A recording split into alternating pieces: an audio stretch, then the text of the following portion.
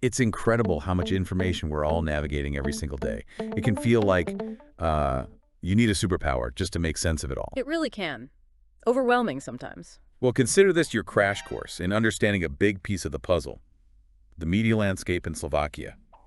A curious listener like yourself sent in a fascinating collection of information. That's right, and we're going to unpack it. We're going to look at everything from the core differences between how public service and commercial media operate to the rise of what people are calling infotainment. And also the absolutely crucial role of press agencies like Kluczowa Agentura Slovenskej Republiky and Slovenska Tlačová Agentura, TASR and SITA, basically. Exactly. And how the advertising market kind of pulls all the strings behind the scenes. Our goal today is pretty straightforward. We want to give you a clear picture of how these forces work together.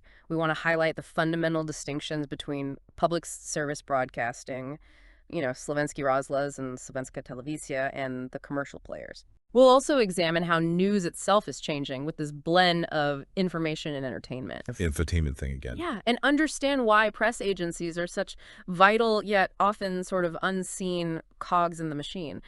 And finally, explore how advertising revenue really shapes what you end up seeing and hearing. And don't worry if some of this sounds a bit, well, academic. We're going to break it down so it's crystal clear, point out some truly surprising connections, and try to avoid any complicated jargon.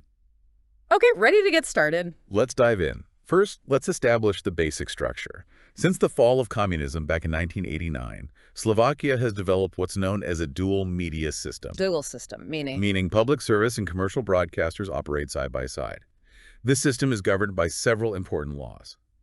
Initially, there was Zákon o rozhlas a televízii Slovenska, that's Act No. 532 of 2010. Okay. More recently, there's Zákon o mediálnych službách, Act No. 217 to 2022. Then, a really significant shift happened.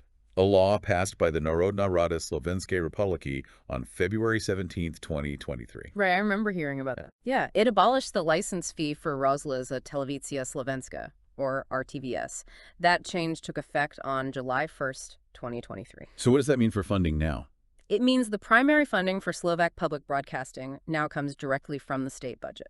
Okay, so with this public funding now as the main source, what exactly is the job of these public service broadcasters, specifically Slovenský rozhlas, Slovak radio, and Slovenská televízia, Slovak television? What are they actually supposed to be doing? Well, their core mission is to serve the public through their broadcasting. It's a broad mandate, really. It includes providing a universal service, ensuring editorial independence in their content, and behaving in a socially responsible way. Socially responsible. And crucially, this responsibility extends to their news reporting. The idea is that it should contribute to the overall cultural development of the nation. Think of it as having a responsibility to the well-being and informed understanding of all citizens. And what specific qualities should characterize the news that Slovenský rozhlas and Slovenská televízia produce under this public service mandate? What should it look like? According to the guidelines, the news from these public broadcasters needs to be firmly rooted in democratic and humanistic principles. It should play a role in increasing legal and ethical awareness. Okay. It's intended to be unbiased, free from prejudice, impartial, presenting all sides fairly, verified based on accurate information, current, timely, understandable using clear language, balanced, giving due weight to different views, and pluralistic, reflecting a diversity of opinions. That's quite a list. It is. It aims for high-quality informational news. The key metrics are relevance, helping people form opinions on political and other important events, objectivity, presenting facts, and clarity.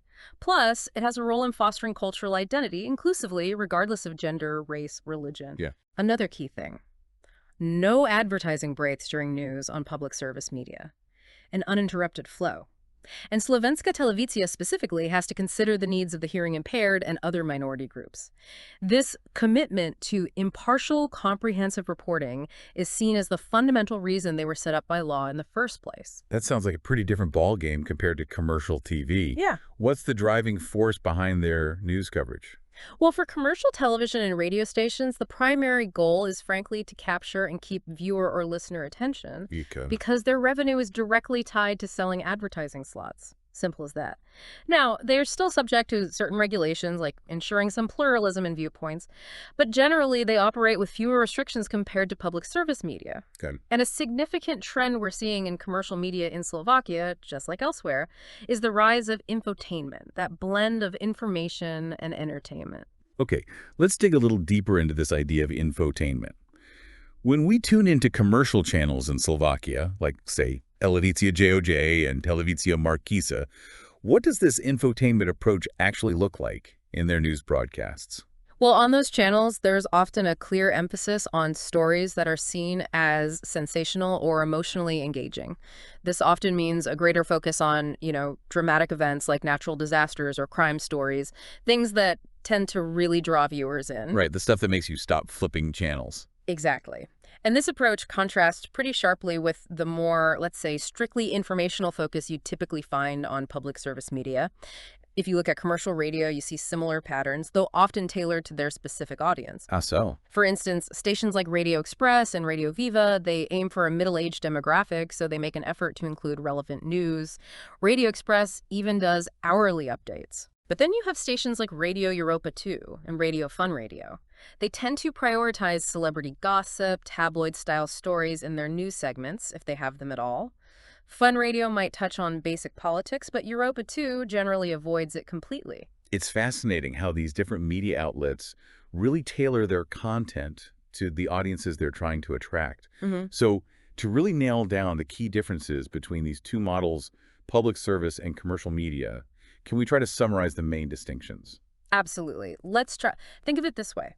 Public service media in Slovakia, Slovenský rozhlas and Slovenská televízia, have this fundamental responsibility to serve all members of the public, including minorities. Their principles are based on democratic and humanistic values. Right. Funding, as we said, now primarily state budget, but historically also fees, maybe some advertising, business activities, publishing, renting facilities, a mix.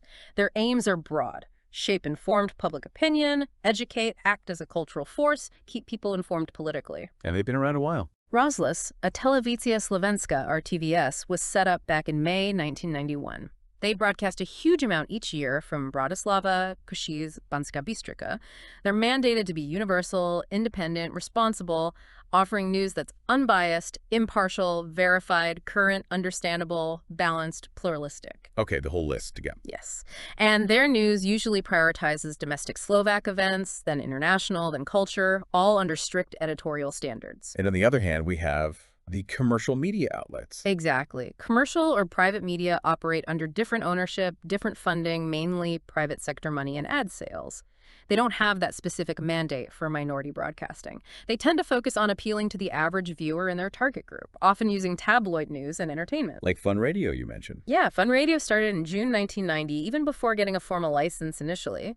Early private outlets included DCTV, VTV, Luna. The core difference is profit through viewership. The audience becomes consumers seeking entertainment. Which leads back to Infotainment. Used heavily by Televizia JOJ and Televizia Markisa sensations, disasters. Public service generally avoids that tabloid infotainment approach in news. Commercial TV might use famous faces, unconventional formats, sometimes blurring impartiality. for profit, they need appealing topics, right? Right. Plus Yeah. the ads. Precisely. They have fewer restrictions on news creation, and generally more advertising TV maxes out at 12 minutes per hour. Public service can't have ad breaks within programs. Also, the legal requirement for a certain share of news programming doesn't apply to private channels. Interesting. They often focus more on regional news, too, even in quiet periods. And yeah, Fun Radio and Europa 2 lean heavily on celebrity tabloid stuff, little or no real political coverage. That's a really clear contrast. Are there any regulations that apply equally to both public service and commercial media in Slovakia? Yes, there's at least one significant overlap. News editors and news anchors, whether they work for RTVS or commercial stations, are banned from appearing in commercials or teleshopping segments. To keep news and promotions separate. Makes sense. Exactly, and there's an interesting exception in the commercial space. Televizia TA3. It operates as a more serious, news-focused private channel. They cover domestic, international, economy, sport, press conferences, culture, setting it apart from the more entertainment-driven stations. This brings us back to this concept of infotainment. We've talked about what it looks like on air, but can we delve a bit deeper into the underlying principles that drive it? What's really going on there? Well, at its heart, infotainment is about blending information delivery with entertainment techniques. The priority is clearly on capturing and holding your attention, sometimes, frankly, at the expense of delivering purely factual information with depth. So less information, more entertainment. Often, yes. The overall informational value can decrease as it becomes more entertainment-focused. Key characteristics include deliberately adding viewer-attractive elements into the news format itself, selecting stories specifically because they're engaging or dramatic, a delivery style emphasizing emotion, and an overall presentation geared towards entertainment. And it can get manipulative. There can be a conscious effort to sensationalize things, to grab attention, yeah, which can sometimes blur the line between factual reporting and, well, something closer to fiction. Topics like major disasters, violent crimes, dramatic events, plus a lot more celebrity news often get prominence. So what are the specific properties that make this infotainment information so appealing to viewers? Why does it work? Several things. First, the entertainment value itself, though too much, can hurt credibility, as we said. Emotions are huge stories picked and presented to get a strong emotional reaction, focusing on accidents, catastrophes, shocking events. Right. There's also an attempt to create a sense of closeness, getting viewers to identify with people or situations. Simplicity is key, presenting info really easily, often skipping complex details. Novelty, emphasizing current events presented informally in language and concept. And celebrities? Stories involving elites or celebrities always grab attention. And surprise, the more unexpected or unusual the news, the more likely it gets featured prominently. You mentioned Televizní Noviny, the main evening news on commercial channels, as a prime example. Right. How do these principles play out there? Televizní Noviny on, say, Televizia Markiza or Televizia JOJ often aim for this carefully constructed mix. Crime, politics, lighter entertainment segments, all in one broadcast, often with a preference for stories that can somehow be framed with a happy ending, even serious ones. Happy ending to a crime story. Well, maybe focusing on the resolution or a positive angle, and they commonly use that concluding segment, sometimes called a news dot. It uses hyperbole, irony, sarcasm, humor to lighten the mood after heavy news, provides a kind of emotional release. What kind of stories end up there? Heartwarming animal stories, quirky celebrity news, everyday heroes, weird curiosities, like the popular Fraser Nazaver segment in Marquise's Sports News. The language throughout is usually informal, simple vocabulary, often using humor, irony, sarcasm. And they talk to the viewers. Frequently, direct appeals like Stay With Us and stand-ups, where reporters are live on location, that really draws viewers in too. That sounds quite different from the traditional news format that usually puts the most important information right at the start. The inverted pyramid thing. Exactly. Infotainment often uses an inverted composition, where the most critical facts aren't necessarily first. The focus might be on building suspense or engaging you differently. Think of S. Janum Tribulum na Horach, John Travilla's lighthearted mountain segments on Marquisa. Okay. Even some radio discussions, like maybe the more controversial Try Praziatka na E2, can show this shift towards entertainment over straight info. But it's important to distinguish this from traditional tabloid journalism. How so? With tabloids, viewers generally know what to expect, right? You don't anticipate rigorous fact-checking. Infotainment, however, presents itself as serious news. And that's the concern. It can gradually erode the quality of information by prioritizing entertainment value. It's interesting that one of your sources quotes Pavel Ekin, observing that viewers often just want entertainment after a long day. That certainly feels true sometimes. It does resonate, and it aligns with concerns raised by Neil Postman in his famous book, Amusing Ourselves to Death. Postman contrasted George Orwell's vision control through suppressing information with Aldous Huxley's idea. Huxley's idea being? That the public becomes so absorbed in trivial entertainment, they just lose the capacity or desire for critical thought and truth. Postman saw this trend of blending entertainment into everything, including news, as potentially quite damaging. So what specific techniques do we see in Slovak infotainment? Oh, lots. Unconventional camera angles, background music, flashy graphics. Explanations might be delayed to build tension. There's often an effort to create a sense of personal involvement, especially in disaster reports. And lighter, feel-good stories are often placed right after heavy news blocks to kind of ease the mood. Can you give us some specific examples of how these infotainment principles manifest on Slovak radio? Sure. On popular stations like Radio Express and Radio Europa 2, you hear the moderators bantering, injecting humor. Miriam Jarozova's Weather on Express sometimes has quirky elements. Even the teasers for Vicky Spravy, like asking, will the budget finally pass? They're designed to hook you in an informal way. And what about more concrete examples of infotainment in action on Slovak television broadcasts? Well, on TV news, story selection often leans towards high drama, potential scandal. Tabloid-style segments like Andrea Jarva's Old Sexy Port on Dejo are obvious examples. Sports news on Markiza with Freja Nazavar, or features with Jean Tribula on Markiza or Joseph Kubani on JOJ. They emphasize entertainment alongside scores. It's not just the stories, though, right? No, nonverbal communication is huge. Presenters' gestures, expressions, pace, emphasis, pauses, it all adds to the effect. Humorous dialogues at the end of newscasts, especially on JRJ. Direct calls like, stay with us after the break. You might get behind-the-scenes glimpses or see reporters interacting directly with subjects in stand-ups, like a reporter with Roma children while covering their community. Even Professor Isco's Weather on Telerano, though he's an expert, can sometimes feel a bit lighthearted or comical in tone. It sounds like infotainment really covers a lot of ground. It really does. You can even break it down into subgenres. Charitainment, like the show Visid Mom Nibi. Evangelitainment on TV, LUX maybe. Luristainment, like Pseudonysia. Dramatizing legal problems. Wow. Militainment, think war films that glorify action, maybe like Clint Eastwood's American Sniper. Politainment, like political talk shows, Natello or Srain, often digging into personal lives. And sportainment, like that old figure skating show Fils de Nahad. Okay. Broadly, you can also think of news as hard news, original reporting on significant events. Soft news, often more derivative, emotional, subjective, maybe less crucial issues. And what some call junk food news, sensational, irrelevant stuff. Got it. And related concepts. Things like hidden advertising, self-promotion by the media outlet, and endless coverage of celebrity privacy, anniversaries, holidays. It all fits into this broader picture. This is a really thought-provoking, if sometimes concerning trend. Let's shift gears now and focus on another critical, though maybe less visible, part of the Slovak media landscape. The role of press agencies. These agencies seem absolutely fundamental behind the scenes. They are, absolutely. Press agencies are indispensable primary sources for pretty much all mass media.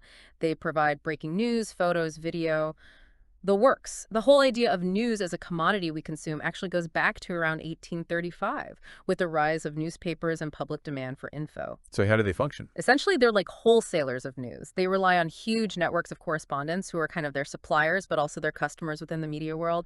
You can categorize them by status, state, private, cooperative, and by reach: global, international, regional, national. Global giants include Xinhua, TSS, Reuters, Associated Press, AP, Agence France Presse, AFP.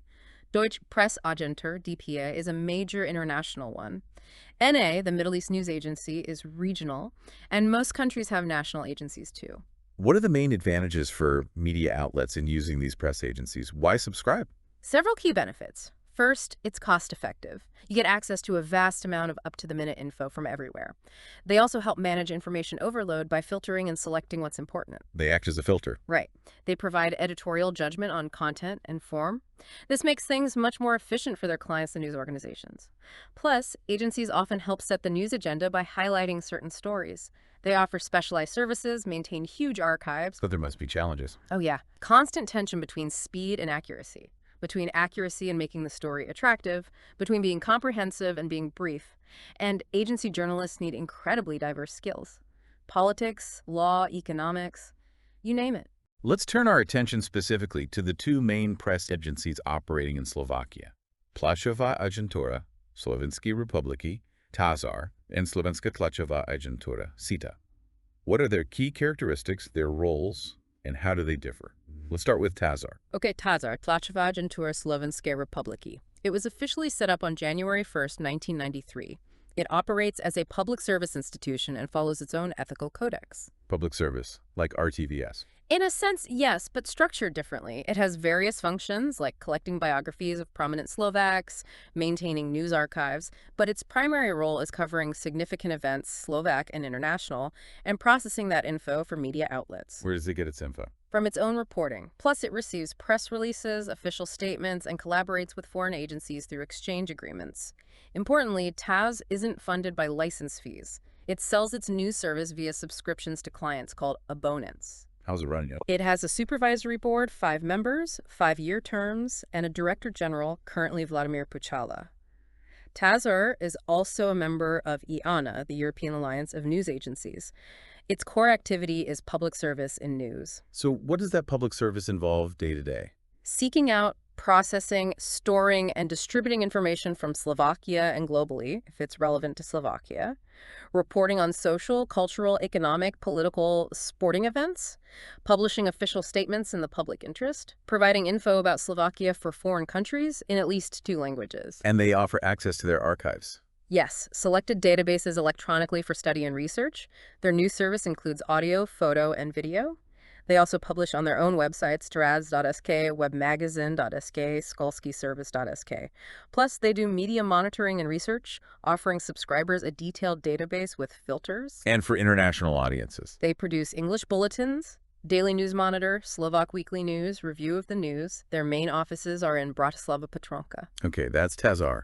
Now, what about Slovenska tlačová agentura, SITA? How does it compare? SITA, Slovenska tlačová agentura, was set up in 1997. It's a private but editorially independent press agency with a clear commercial purpose. So profit-driven. Primarily, yes. Its main goal is providing news, publicistic content, analytical materials for media and the public. Unlike TAS, SITA is funded commercially through subscriptions and advertising on its platforms. What else do they offer besides news? Quite a bit. Photo banks, media monitoring, databases of personal profiles and public register data, even copywriting services. They also have a network for distributing PR content online and via social media, and a database of company info and relationships. How does it look compared to TASR? Graphically, SITA's online platform is often seen as more user-friendly. Their marketing approach is interesting, too. They often give the latest headline away for free, but you need a paid subscription for more depth and archives. And who's in charge there? The current Director General of SITA is Robert Curley. Their main offices are in Bratislava Mitna. It's quite clear that these 2 press agencies serve distinct roles and have different operational models, yet both are absolutely vital to the flow of information in Slovakia. Now let's shift our focus one final time to the significant influence of the advertising market on the radio and television landscape in Slovakia. Right. The development of radio and TV in Slovakia is really closely, inextricably linked with the advertising market's growth, especially the boom in private media after 1989. How so? Well, right after the regime change, stations were mostly state-funded. The ad market was tiny, very limited activity. But that changed dramatically around 1995. That really kicked off a period of rapid expansion for advertising in Slovakia. How did the emergence and growth of commercial broadcasting stations specifically reshape the advertising landscape? What changed? The arrival of commercial TV and radio brought a whole range of new ad formats that weren't common before. You had your standard TV and radio commercials or spots, but also program sponsorships. Where a company pays to back a show. Exactly. And product placement brands appearing subtly within the show. And branded content, where ads are integrated more overtly into the content itself. This flood of new opportunities led to sustained growth in the overall ad market. Lots more money flowing. Where does most ad money go now?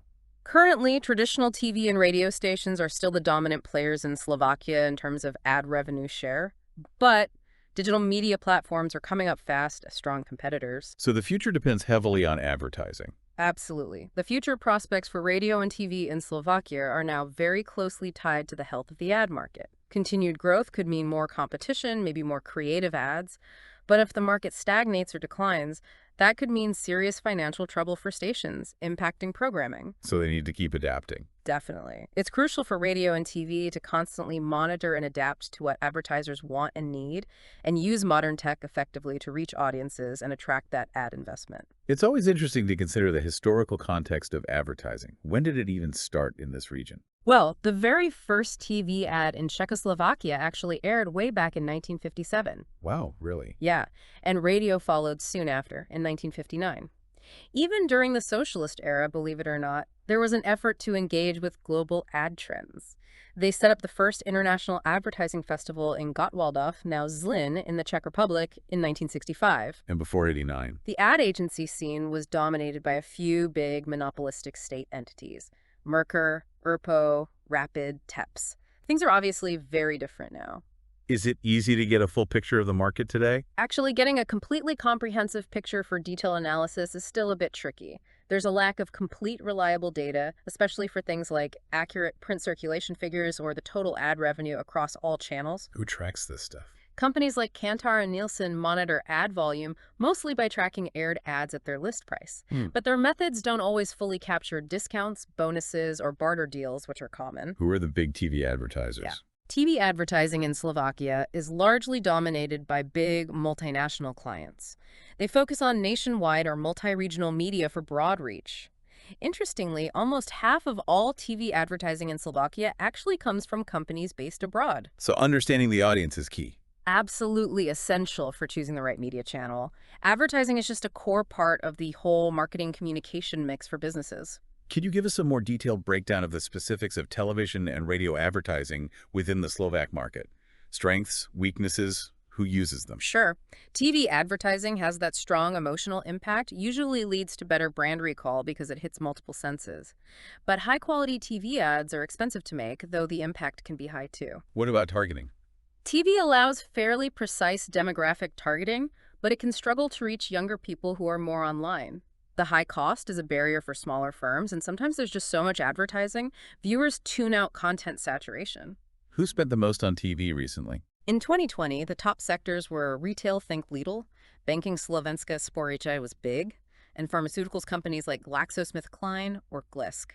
As for who aired the most ads, Televizia JOJ had the highest volume, then Televizia Markiza.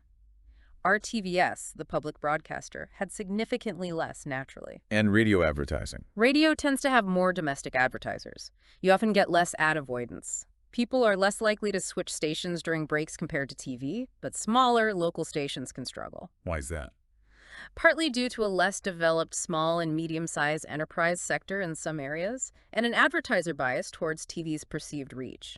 Sometimes smaller firms lack marketing strategies, or there isn't enough good data on radio ad effectiveness. What are radio's strengths? It relies on sound, which stimulates imagination. It can offer high reach and frequency at a lower cost than TV, but the message can be harder to grasp without visuals, and its fleeting needs repetition. What are the typical formats of radio advertising that we hear on Slovak Airways? The common types, often incurable for TV too, include standard radio spots 15 to 60 seconds usually, announcements read live by the announcer, sponsorships of programs or segments, and integrated stuff like interviews, contests, or advice segments tied to a brand.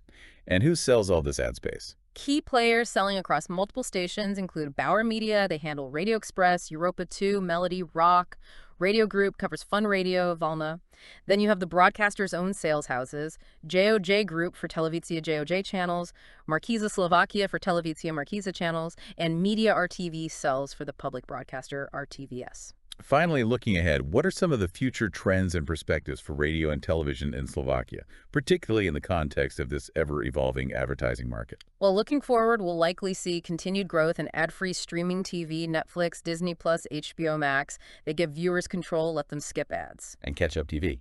Exactly. Time-shifted viewing, on-demand archives from services like Orange TV or Magio TV also let people bypass scheduled broadcasts into commercials easily. Traditional TV might try clustering ads, but the trend towards ad-free is strong. What about radio? Radio faces more competition from ad-free music streaming like Spotify, Apple Music, and the boom in podcasts, which usually don't have those interruptive ads. So where will ad money go? It's plausible we'll see more non-traditional advertising within TV content. Print advertising will likely keep declining.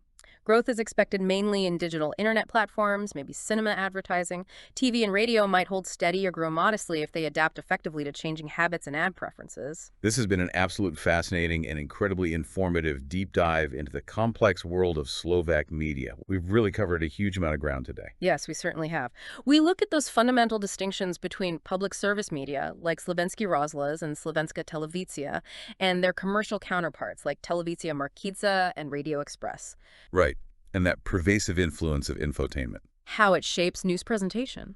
We highlighted the vital, though often unseen, role of press agencies like Tlačová agentúra Slovenskej republiky and Slovenská tlačová agentúra TASR and SITA in the whole information ecosystem. And wrapped up with advertising. Exactly. Discuss the continuous and significant impact the ad market has on shaping the media landscape and the content we ultimately consume. And just like that, you now have, hopefully, a much clearer understanding of these complex forces at play in the Slovak media world. So here's a final thought for you to consider.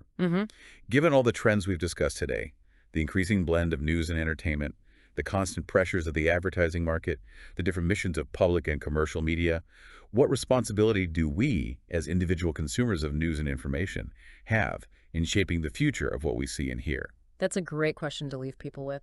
We really encourage you to take some time to think about your own media consumption habits and maybe critically examine the sources you choose to rely on for your understanding of the world around you.